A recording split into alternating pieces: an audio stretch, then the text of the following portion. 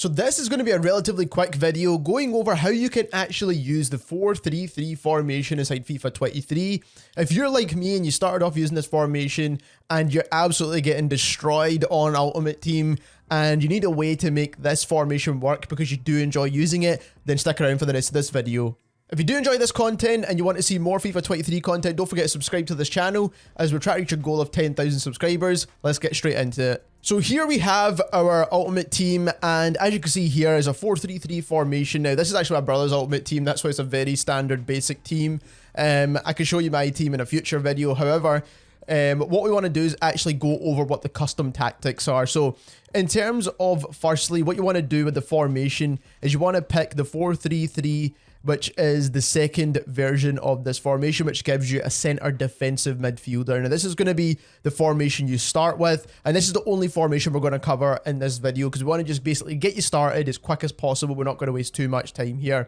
Now when it comes to the actual tactics, defensive style, you want balance, you don't want to drop back, you don't want to do any of that stuff because you want to make sure that you can still keep that back four line and not come all the way into your box inviting players to attack you. When it comes to width, you actually want to narrow the width as much as possible when you're attacking and when you're defending. The reason why is because a lot of players are going to be playing a lot of the kind of formations that play down the middle of the pitch, so you need to try and account to defend this with this formation. So basically around about a 35 width or a 40 width should work perfectly fine. When it comes to depth, this is stuck on 50. We don't really want to change it too much. You don't want to be too high up the pitch so people can shoot long balls over the top.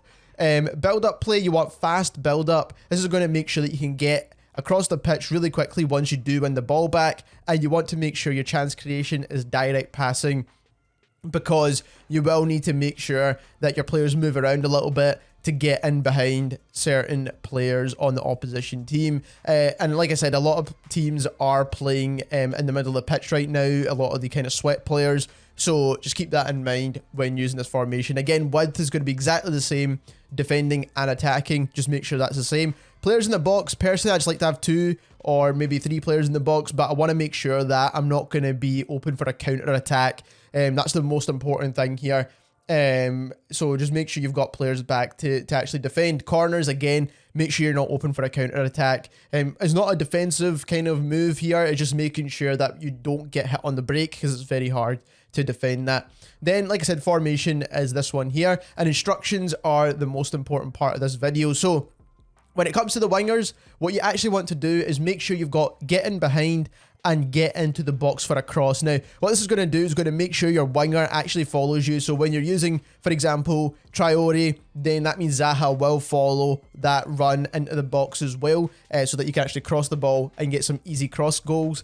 And then that is the way to do it. And obviously he's going to get in behind the players to make that run. Harry Kane is stay central, stay forward. You want to make sure your top striker, whoever it is, Nunes, Harry Kane, Haaland, whatever, is staying forward first of all so that they can hold the ball up for you, and they're staying central so they are in the middle of the pitch to cross the balls into them. This is where it gets very, very kind of interesting in what you need to do. So when it comes to your left centre mid and your right centre mid here, what you actually want to do is leave everything on normal or default, and then change defensive position to cover center for both of these players. Like I said, a lot of players are playing down the middle at the moment, so making sure your 3 midfielders stay in the center of the pitch, very important. And then Partey's job is probably going to be one of the most important jobs on the entire pitch because he's our center defensive midfielder, and he needs to make sure he's cutting passing lanes so that when there are passes being made, he's there to intercept them. Stay back whilst attacking to basically be an extra centre back when we need him, and then cover centre as well.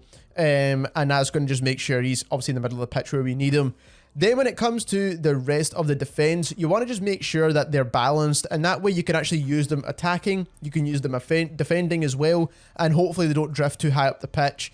Now you don't want them to stay back on attacking because you will need the extra couple of players sometimes, especially if your midfielders are not moving, to create some chances. And then when it comes to centre backs, you don't really want to touch them anyway for the most part. So there we have it, just a really quick video to get you started. I know you can do like ultra defensive formations and tactics and stuff like that, but hopefully this just gets you started with a 4-3-3 and just make sure you can use it in the balanced formation. Thank you very much for watching.